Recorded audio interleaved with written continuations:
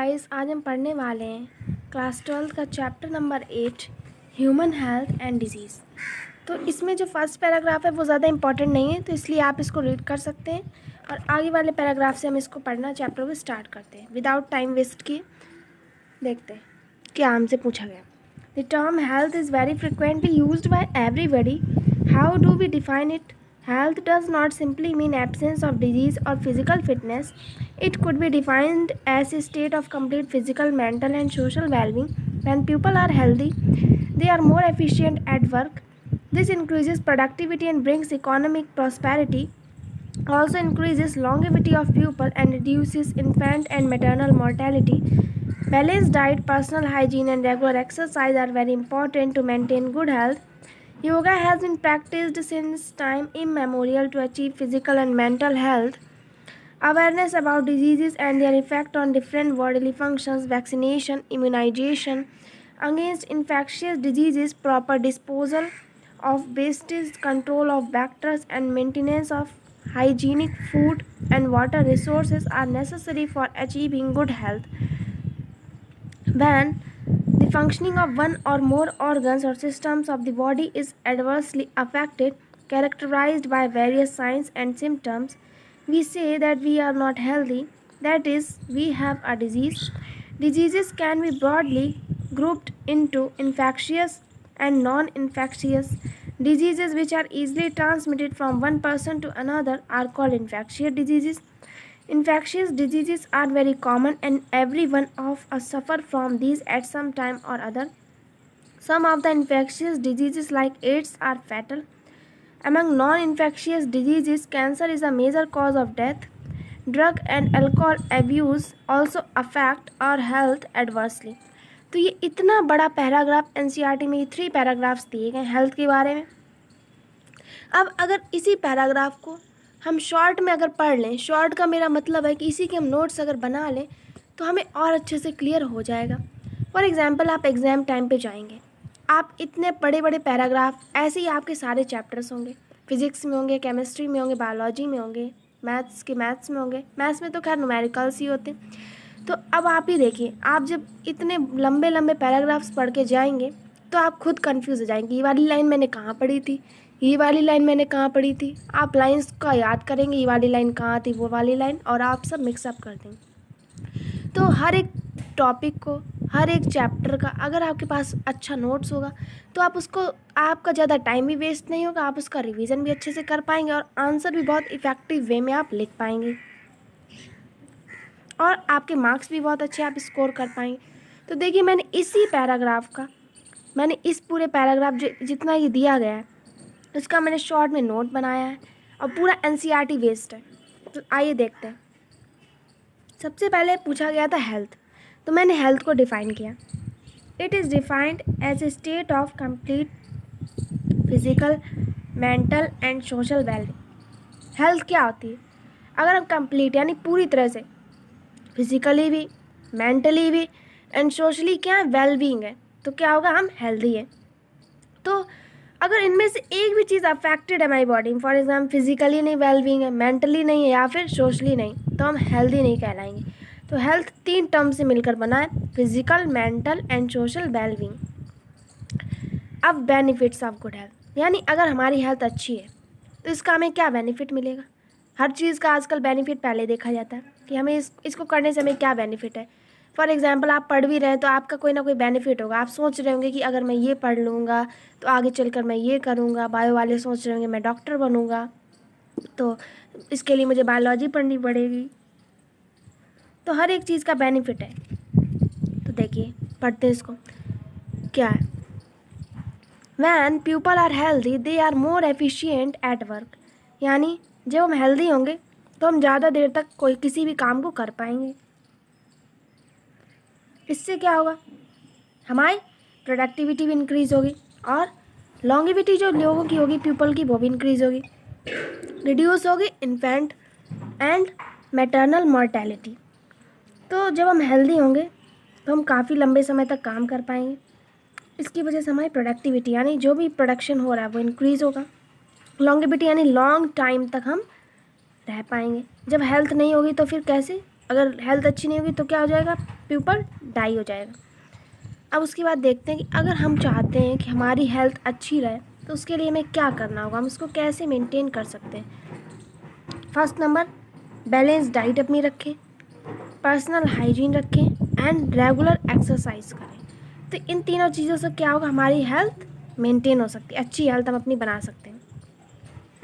अब इसके बाद में हम पढ़ेंगे डिजीज़ कि डिजीज़ क्या होती हैं। तो हमें कैसे पता चलेगा किसी पर्सन को डिजीज़ है कि नहीं है, कैसे हम फाइंड आउट करते हैं।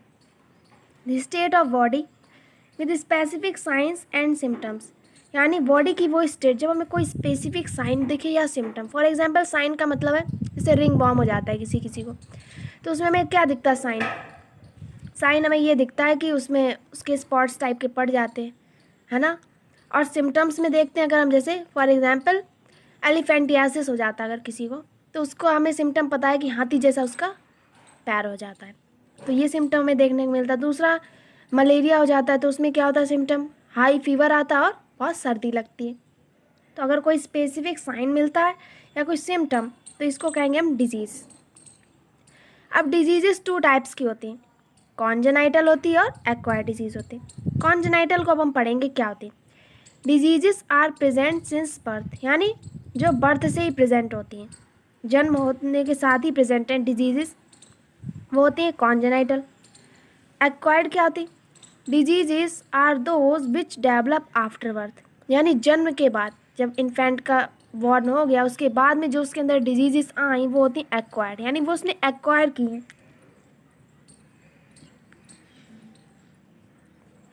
अब हम देखते हैं एक्वायर्ड डिजीज़ भी 2 टाइप्स की होती हैं, इन्फेक्शियस, नॉन इन्फेक्शियस, यानी एक होती इन्फेक्शियस होती है एक्वायर्ड और एक होती नॉन इन्फेक्शियस।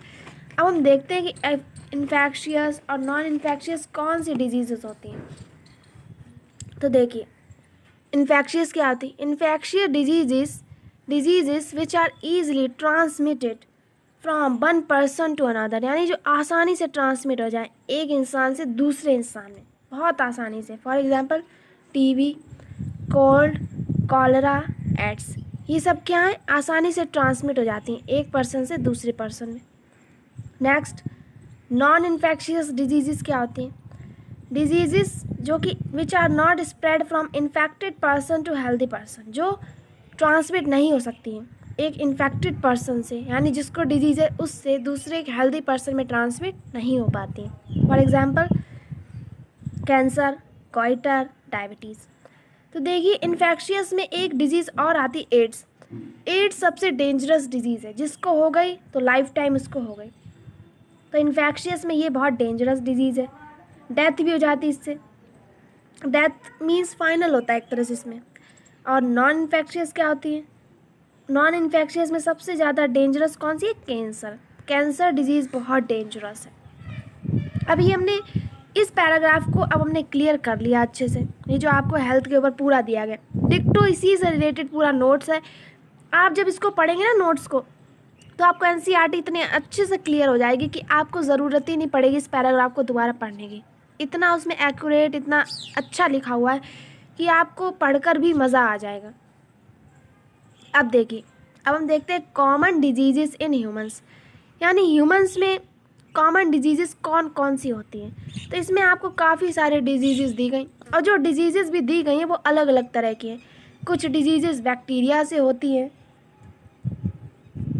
कुछ होती हैं प्रोटोजोआ से, कुछ वायरल डिजीज़ होती हैं, कुछ फंगल डिजीज़ होती हैं, सब आपको अलग अलग तरह की दी गई। अब अगर आप इस पैराग्राफ को पढ़ेंगे सारी इसी तरह से, अगर आप डिजीज़ को पढ़ेंगे तो आप भी कंफ्यूज हो जाएंगे कि कौन सी फंगल डिजीज़ हैं, कौन सी बैक्टीरियल डिजीज़ हैं, कौन सी वायरल डिजीज़ हैं। और इन्हीं को अगर आप एक सीक्वेंस में पढ़ेंगे तो आपको याद रहेगा कि बैक्टीरिया से होने वाली कौन कौन सी डिजीज़ दी गई हैं, फंगल से होने वाली कौन कौन सी हैं, वायरल से होने वाली कौन कौन सी हैं।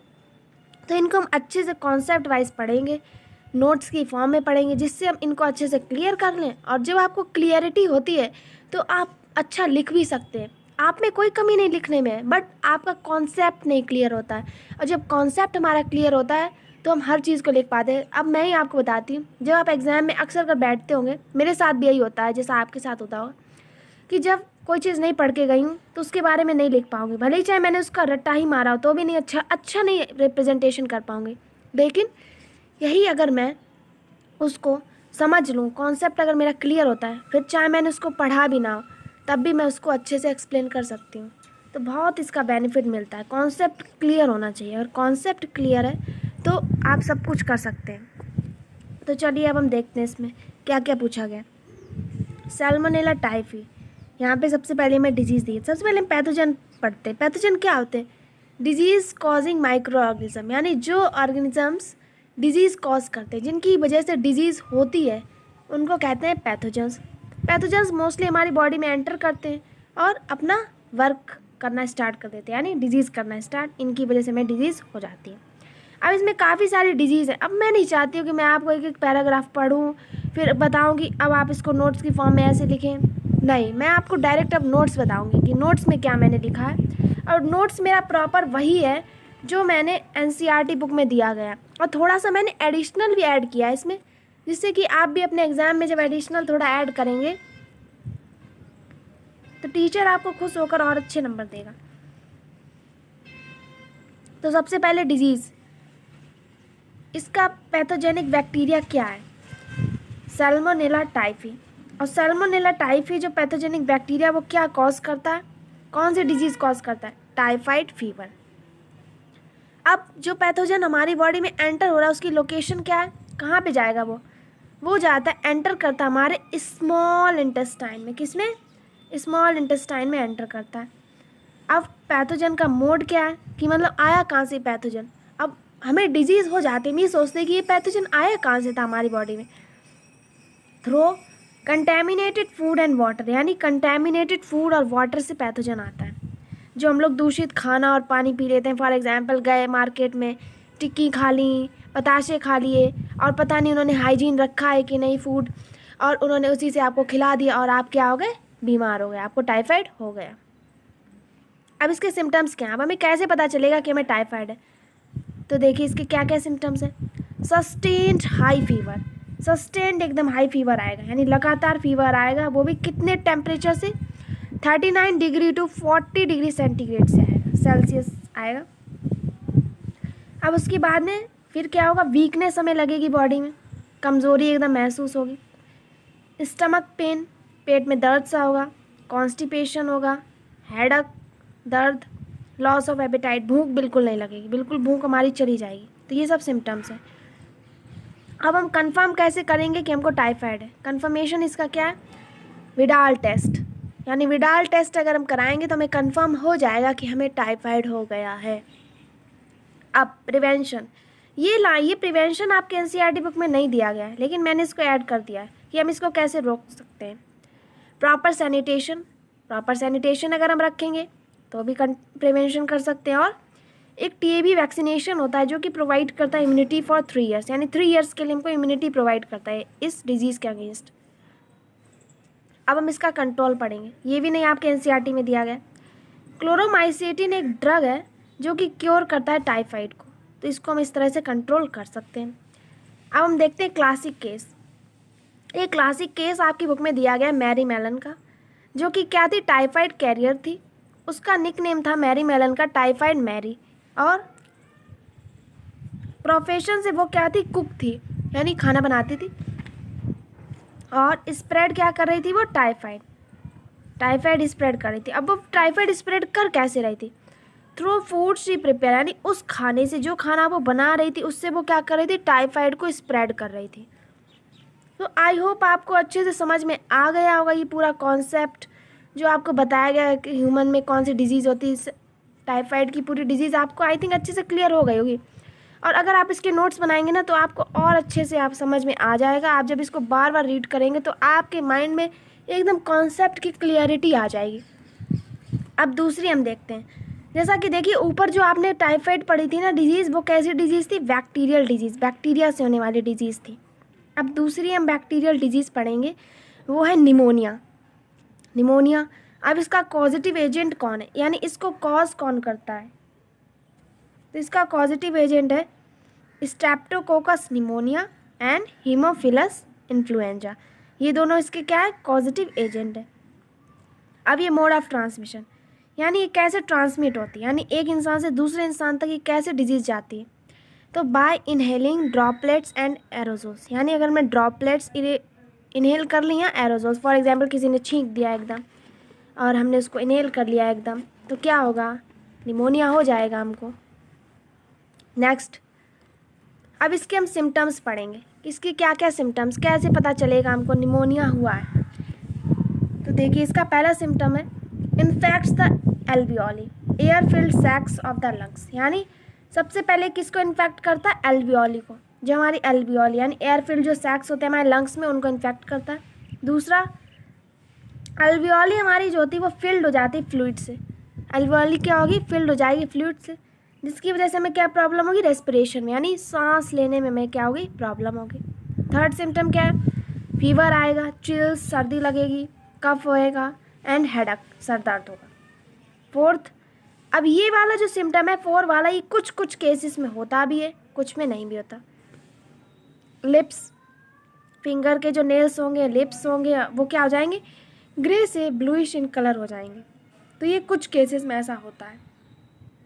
नेक्स्ट बैक्टीरियल डिजीज़ अब हम पढ़ने वाले। नेक्स्ट हमारी क्या है, डायसेंट्री। डायसेंट्री डिजीज़ को कॉज कौन करता है, देखिए आपकी जो एनसीईआरटी बुक है ना, उसमें देखिए आपको मैं पहले यहाँ दिखा देती हूँ, कहाँ पे है, ये देखिए, dysentery, plague, diphtheria are some of the other bacterial diseases in man. NCERT ने बस इतना ही मेंशन किया है, ये डायसेंट्री, प्लग, डिप्थेरिया जो है वो कुछ डिजीजेस हैं बैक्टीरिया की जो मैन में होती हैं। इसके बाद इन्होंने आपको कुछ भी नहीं बताया है कि डायसेंट्री का कॉजेटिव एजेंट क्या है, सिम्टम्स क्या है, क्या अफेक्ट करता है हमारी बॉडी में, कुछ भी नहीं बताया, ना प्लग का बताया ना डिप्थेरिया का। और इसके बाद देखिए इन्होंने क्या बताना स्टार्ट कर दिया, कॉमन कोल्ड। तो अब यही चीज़ मैं आपको बताऊंगी यहाँ, डायसेंट्री क्या है, क्या कॉजेटिव एजेंट है। तो देखिए डायसेंट्री पहली बात तो एक बैक्टीरियल डिजीज़ है, इसका पॉजिटिव एजेंट है। डायसेंट्री का मोड ऑफ ट्रांसमिशन क्या है, कंटेमिनेटेड फूड एंड वाटर, यानी कंटेमिनेटेड फूड यानी दूषित खाना और पानी से होती है। सिम्टम्स इसके क्या है, blood is present in loose watery stools, यानी ब्लड आएगा हमारे लूज में एंड वाटरी स्टूल्स होंगे। अफेक्ट क्या करता है, डाइजेस्टिव सिस्टम, यानी पूरे के पूरे डाइजेस्टिव सिस्टम को ये अफेक्ट करता है। नेक्स्ट बैक्टीरियल डिजीज़ क्या है, डिप्थेरिया, इसका पॉजिटिव एजेंट क्या है, कोराइनी बैक्टीरियम डिप्थेरिया। अफेक्ट ये क्या करता है, हमारा respiratory system. Mode of transmission, यानी ये कैसे ट्रांसमिट होती है, bye inhaling droplets and arrows, bye inhaling droplets and aerosol से ये ट्रांसमिट होता है। अब इसके सिम्टम्स क्या है, croup like cough and fever होगा हमें, क्राउप लाइक, ग्रुप नहीं लिखा ये क्राउप लाइक लिखा है, क्राउप लाइक। पेनफुल स्वॉलोइंग, यानी गलने में हमें एकदम पेन सा फील होगा, एंड कैन कॉज सफोकेशन, यानी हमें सफोकेशन फील होगा, एकदम बिल्कुल घुटन सी महसूस होगी। नेक्स्ट बैक्टीरियल डिजीज़ हमारी क्या है, प्लग। प्लग का पॉजिटिव एजेंट क्या है, यर्सीनिया पेस्टिस। अब इसके बाद इसका मोड ऑफ ट्रांसमिशन, कैसे ट्रांसमिट होते हैं, by bite of rat flea के काटने से या फिर स्नीजिंग और कफिंग से। अब इसका सिम्टम पढ़ेंगे, इसमें क्या होगा, सिम्टम इसका क्या है, स्वॉलन हो जाएंगे हमारे लिम्फ नोड्स और रेड टू ब्लैक पैचेस हमें देखने को मिलेंगे। तो गाइज़ ये वाला वीडियो मैंने इतना ही बड़ा करूँगी, इससे ज़्यादा नहीं, फिर बहुत लेंदी हो जाएगा। अगर आपको वीडियो पसंद आया हो तो चैनल को सब्सक्राइब करें और लाइक करें और कमेंट में बताएं कि आपको कैसा लगा है, और इसका नेक्स्ट वीडियो मैं और अपलोड करूँगी। अभी तो मैंने सिर्फ आपको बैक्टीरियल डिजीज़ बताई हैं, अभी आपको मैं वायरल डिजीज़ बताऊँगी, फंगल डिजीज़ बताऊँगी, प्रोटोजोआ से होने वाले डिजीज़ बताऊँगी। तो अभी काफ़ी सारे डिजीज़ हैं, अभी तो आपको डिजीज़ ही पढ़नी होगी सारी, उसके बाद में मैं आपको आगे पढ़ाऊँगी जो आपका दिया गया है, उसमें इम्यूनिटी दिया गया है, फिर आपके जो ड्रग्स दिए गए, एड्स की दी गई डिजीज़, कैंसर की दी गई, इन सभी के नोट्स मैं आपको प्रोवाइड करूँगी। पर आप प्लीज़ सपोर्ट कीजिए चैनल को, लाइक कीजिए, कमेंट में बताइए आपको कैसा लगा, जिससे कि मेरे अंदर भी थोड़ा सा इंतुसियाज्म हो आपके लिए वीडियोस बनाने का, अच्छी सी अच्छी नोट्स आपको मैं प्रोवाइड कराऊं, जिससे आपका भी बेनिफिट हो।